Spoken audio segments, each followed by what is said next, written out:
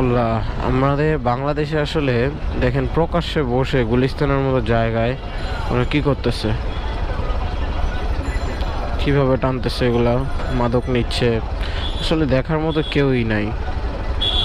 প্রকাশ্যে এরকম খারাপ কাজ করতেছে, যেটা আসলে নিঃসন্দেহে নিন্দনীয়। সত্যি বলতে বাঙালি হিসেবে মাঝে মাঝে আমাদের খুব লজ্জিত মনে হয়। বহির্বিশ্বের দিকে তাকালে আমরা আসলে অনেকটাই পিছিয়ে আছি, যদিও এটা সত্যিকার অর্থেই আমাদের জন্য লজ্জার বিষয়। শুধু তাই নয়, ওনারা তো আসলে যথেষ্ট ম্যাচুইড, সব বুঝে।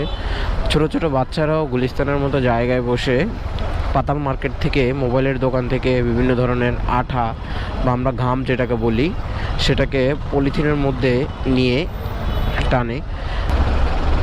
মাঝে মাঝে আসলে খুব কষ্ট হয় এই ছোট ছোট বাচ্চারা